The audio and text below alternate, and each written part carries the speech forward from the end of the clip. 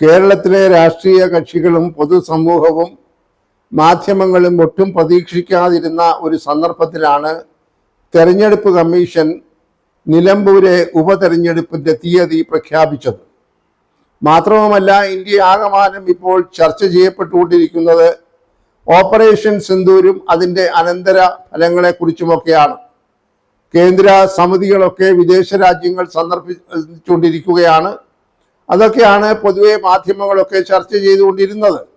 മാത്രവുമല്ല, കേരളത്തിലെ നിയമസഭയെ സംബന്ധിച്ചിടത്തോളം ഇനിയും കഷ്ടിച്ച് 11 മാസത്തിൽ താഴെ മാത്രമേ കാലാവധിയുള്ളൂ.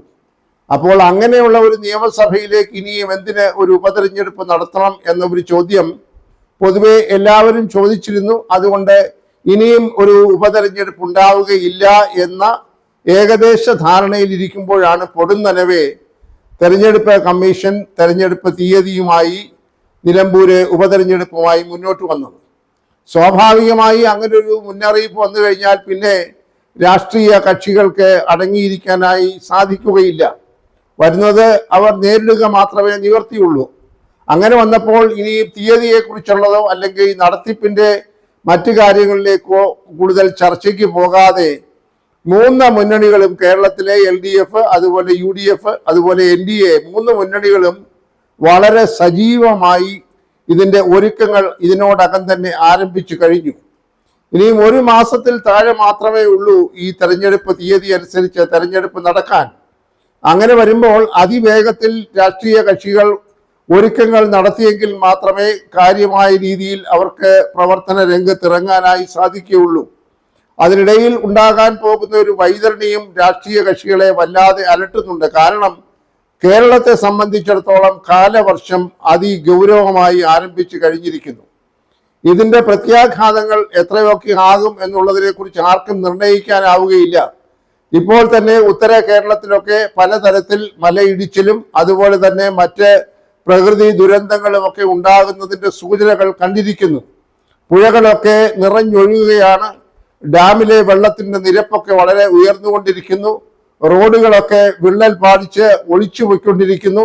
അങ്ങനെ പലതരത്തിൽ ബുദ്ധിമുട്ടുകൾ അനുഭവിക്കുന്ന ഒരു ജനസമൂഹമാണ് ഉത്തര കേരളത്തിൽ പ്രത്യേകിച്ചുമുള്ളത്. താമസിയാതെ ദക്ഷിണ കേരളത്തിലും ഈ കാലവർഷം ശക്തിപ്പെടും എന്നാണ് കാലാവസ്ഥാ നിരീക്ഷകർ പറഞ്ഞുകൊണ്ടിരിക്കുന്നത്. അപ്പോൾ അതിനിടയ്ക്ക് ഈ ഒരു തെരഞ്ഞെടുപ്പിനെ നേരിടുക എന്ന് പറയുന്നത് എല്ലാ രാഷ്ട്രീയ കക്ഷികൾക്കും ഒരു പുതിയ വെല്ലുവിളിയാണ് എന്ന കാര്യവും നാം സമ്മതിക്കേണ്ടിയിരിക്കുന്നു. ഇപ്പോൾ ഏറ്റവും ഒടുവിൽ വരുന്ന വാർത്തകൾ അനുസരിച്ച് മുന്നണികളിലെ സ്ഥാനാർത്ഥി നിർണയം ഇതുവരെ അന്തിമമായി പുറത്ത് വന്നിട്ടില്ല. നേരത്തെയൊക്കെ കരുതിയിരുന്നത് UDFനെ സംബന്ധിച്ചിടത്തോളം ഇതൊരു വലിയ ബുദ്ധിമുട്ടില്ലാതെ നിർണയിക്കാൻ കഴിയുന്ന രീതിയിലായിരിക്കും എന്നായിരുന്നു. എന്നാൽ ഒടുവിൽ കിട്ടുന്ന വാർത്തകൾ അനുസരിച്ച് UDFലും നിർണയിക്കാൻ കഴിയാത്ത രീതിയിലേക്കുള്ള ചില നീക്കങ്ങളൊക്കെ അവിടെ നിന്നും ഇവിടെ നിന്നുമൊക്കെ ഉണ്ടായി നേതൃത്വത്തെ ബുദ്ധിമുട്ടിക്കുന്നു എന്നുള്ളതാണ്. അതിലെ പ്രധാനമായി എടുത്തു പറയേണ്ടത് PV അൻവറിന്റെ നിലപാടാണ്. നമുക്കെല്ലാവർക്കും അറിയാം, PV അൻവർ രാജിവെച്ച് പുറത്തു പോയതിന്റെ ഫലമായിട്ടാണ് നിലമ്പൂരെ തെരഞ്ഞെടുപ്പിന് ഇപ്പോൾ കളമൊരുങ്ങിയത്.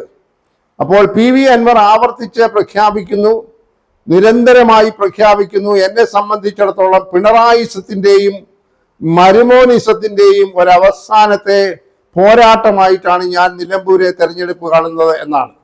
നമ്മൾ ഓർക്കണം, അതിനകത്തുള്ള വൈരുദ്ധ്യം.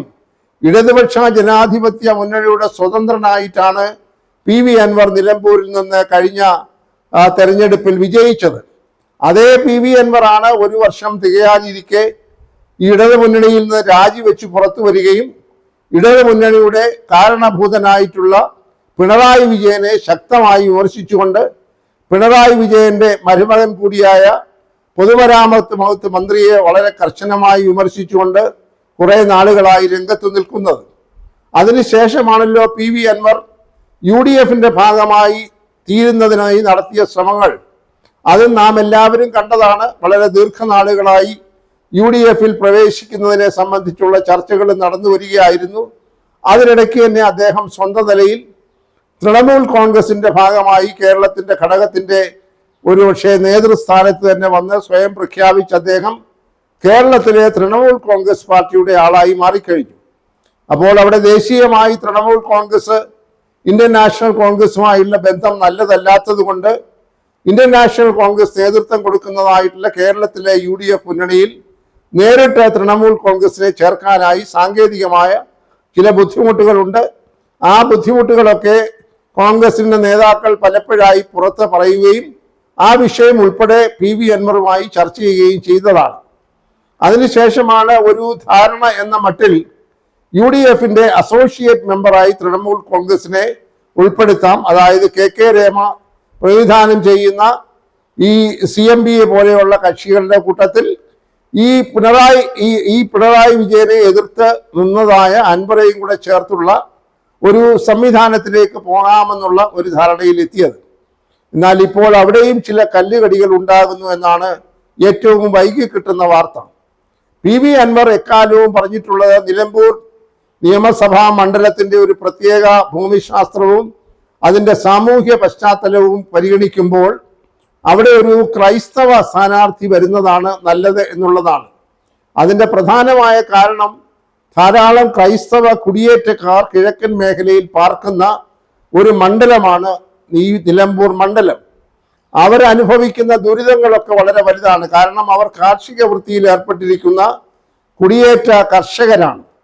അങ്ങനെയുള്ളവരുടെ വന്യമൃഗമായിട്ടുള്ള ഏറ്റുമുട്ടൽ, അവർക്കുണ്ടാകുന്ന കൃഷിനാശങ്ങൾ, പ്രകൃതിയോട് എപ്പോഴും മല്ലിടേണ്ടതായിട്ടുള്ള സാഹചര്യം, ഇതൊക്കെ കണക്കിലെടുത്തുകൊണ്ട് അവരുമായി വളരെ പൊരുത്തപ്പെട്ടു പോകുന്ന അല്ലെങ്കിൽ അവരുടെ ദുഃഖങ്ങൾ പരിഹരിക്കാൻ കഴിയുന്ന തരത്തിലുള്ള ഒരാളായിരിക്കണം സ്ഥാനാർത്ഥിയായി വരേണ്ടത് എന്ന് അദ്ദേഹം ആദ്യം മുതൽ തന്നെ പറഞ്ഞുകൊണ്ടിരിക്കുന്നു. അവിടെ പ്രധാനമായി പരിഗണിക്കപ്പെടുന്നതിനായി അദ്ദേഹം ഒളിഞ്ഞും തെളിഞ്ഞും പറഞ്ഞത് നിലവിലിരിക്കുന്ന മലപ്പുറം DCCയുടെ പ്രസിഡന്റായ ശ്രീമാൻ VS ജോയിയെ കുറിച്ചാണ്. അദ്ദേഹം ഒരു ചെറുപ്പക്കാരനാണ്. അദ്ദേഹത്തെ തന്നെ സ്ഥാനാർത്ഥിയാക്കി കഴിഞ്ഞാൽ സ്വാഭാവികമായി പരമ്പരാഗതമായിട്ടുള്ള കോൺഗ്രസിന്റെ നിലമ്പൂർ മണ്ഡലത്തിലെ വോട്ടുകളും കുടിയേറ്റ മേഖലയിലുള്ള ക്രൈസ്തവരുടെ വോട്ടുകളും ഒരുമിച്ച് ലഭിക്കുമ്പോൾ വൻപിച്ച ഭൂരിപക്ഷത്തോടുകൂടി UDFന്റെ സ്ഥാനാർത്ഥി ജയിപ്പിക്കാൻ സാധിക്കുമെന്ന കണക്കുകൂട്ടലുകളാണ് അദ്ദേഹത്തിനുള്ളത്. എന്നാൽ അതുപോലെ തന്നെ അവിടെ വളരെ പ്രാധാന്യമുള്ള എന്ന് കരുതാവുന്ന ഒരു സ്ഥാനാർത്ഥിയാണ്, മുൻപ് നിന്ന് പരാജയപ്പെട്ട ഒരു സ്ഥാനാർത്ഥിയാണ് കോൺഗ്രസിലെ പരിണതപ്രജ്ഞനായിരുന്ന ശ്രീമാൻ പരേതനായ ആര്യാടൻ ഷൗക്കത്തിന്റെ ആയിട്ടുള്ള ഷൗക്കത്ത് എന്ന് പറയുന്നതായിട്ടുള്ള സ്ഥാനാർത്ഥി.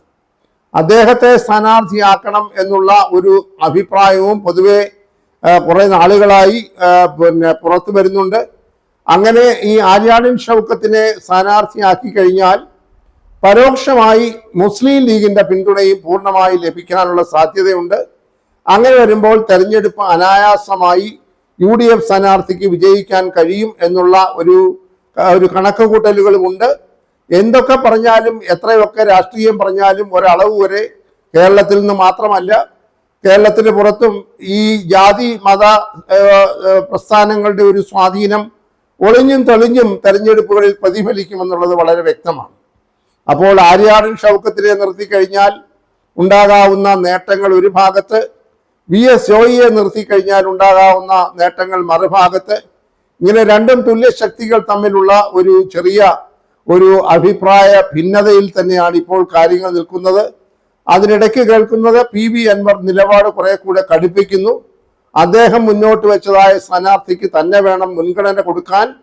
അദ്ദേഹത്തിന്റെ UDF പ്രവേശനത്തെ സംബന്ധിച്ച് കുറെ കൂടെ വ്യക്തത വേണം എന്നൊക്കെയുള്ള ചില മാറിയും തിരിഞ്ഞുമുള്ള ചില നിലപാടുകളുമായി ഇപ്പോൾ PV അൻവർ മുന്നോട്ട് വന്നിരിക്കുന്നു എന്നാണ് കേൾക്കുന്നത്. അങ്ങനെ വരുമ്പോൾ സ്വാഭാവികമായി UDFന്റെ സ്ഥാനാർത്ഥിയെ പ്രഖ്യാപിക്കാൻ പ്രതീക്ഷിച്ചതിനേക്കാൾ കാലതാമസമുണ്ടോ എന്ന് ഭയക്കുന്നു. അങ്ങനെ വന്നാൽ ഉണ്ടാകാവുന്ന പ്രത്യാഘാതങ്ങൾ മുതലെടുക്കുന്നതിന് വേണ്ടി LDFും രാഷ്ട്രീയമായി കാത്തിരിക്കുകയാണ്. ഏത് തരത്തിൽ പറഞ്ഞാലും LDFനും UDFനും ഈ ഉപതെരഞ്ഞെടുപ്പ് അവരുടെ രാഷ്ട്രീയ ഭാവിയിൽ നിർണായകമായ സ്വാധീനം ചെലുത്തുന്ന ഒന്നായിരിക്കുമെന്ന കാര്യത്തിൽ യാതൊരു തർക്കവുമില്ല. നിലവിലുള്ള UDFന്റെ ഒരു സംവിധാനം അനുസരിച്ച് പുതിയതായ ഒരു KPCC പ്രസിഡന്റ് അധികാരമേറ്റപ്പോൾ അതിനുശേഷം നടക്കുന്ന ആദ്യ തെരഞ്ഞെടുപ്പ് എന്ന രീതിയിൽ പാർട്ടിക്ക് പ്രത്യേകമായ താല്പര്യമുണ്ട്. അതോടൊപ്പം തന്നെ LDFന്റെ കയ്യിലിരിക്കുന്ന ഒരു സീറ്റ് പിടിച്ചെടുത്തു കഴിഞ്ഞാൽ വരാൻ പോകുന്ന തെരഞ്ഞെടുപ്പുകളിൽ അത് വലിയ നേട്ടങ്ങൾ ഉണ്ടാക്കുമെന്ന ഒരു കണക്കുകൂട്ടലുകളുണ്ട്. അതുപോലെ മറുവശത്ത് LDFന്റെ കയ്യിലിരിക്കുന്ന ഒരു സീറ്റ് എന്ത് വില കൊടുത്തും നിലനിർത്തണം.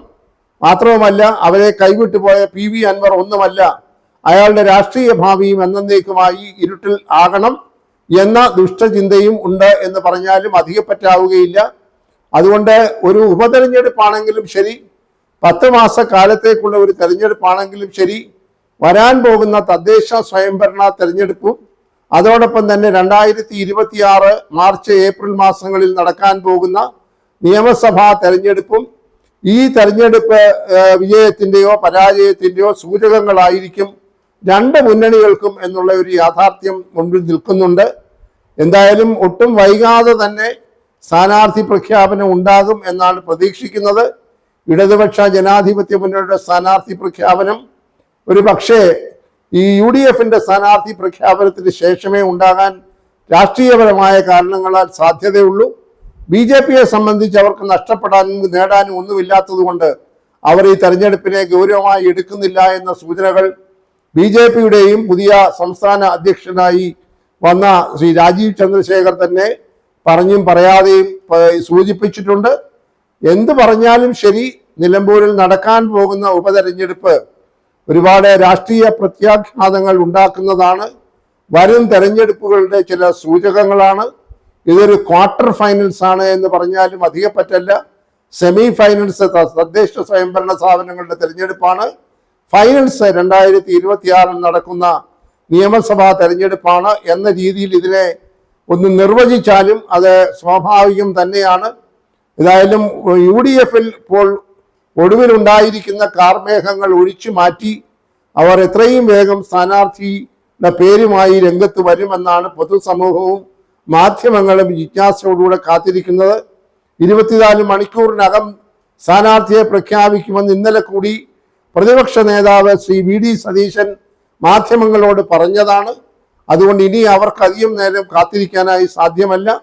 അതുകൊണ്ട് എത്രയും വേഗം അവരുടെ സ്ഥാനാർത്ഥി പ്രഖ്യാപനം ഉണ്ടാകും. PV അൻവറിന്റെ അഭിപ്രായ വ്യത്യാസങ്ങളൊക്കെ തൽക്കാലം മറന്ന് സംയോജിപ്പിച്ചുകൊണ്ട് ഒരുമിച്ച് നിന്ന് LDF സ്ഥാനാർത്ഥിയെ എന്ത് വില കൊടുത്തും പരാജയപ്പെടുത്തും എന്നാണ് ഒരു വിഭാഗം ആളുകൾ പ്രതീക്ഷിക്കുന്നത്. എന്നാൽ കലക്കവെള്ളത്തിൽ മീൻ പിടിക്കാൻ പറ്റുമോ എന്നുള്ള ചിന്തയോടുകൂടെ LDFും വളരെ ജാഗ്രതയോടുകൂടെ ഇരിക്കുകയാണ്. അവരുടെ സ്ഥാനാർത്ഥി പ്രഖ്യാപനവും വൈകാതെ ഉണ്ടാകും. വളരെയേറെ രാഷ്ട്രീയ പ്രാധാന്യമുള്ള തെരഞ്ഞെടുപ്പ് തന്നെയാണ് നിലമ്പൂരിൽ നടക്കാൻ പോകുന്ന ഉപതെരഞ്ഞെടുപ്പ് എന്നുള്ളതാണ് ഏറ്റവും ഒടുവിൽ കിട്ടുന്ന വാർത്തകളിൽ നിന്ന് നമുക്ക് അനുമാനിക്കേണ്ടത്.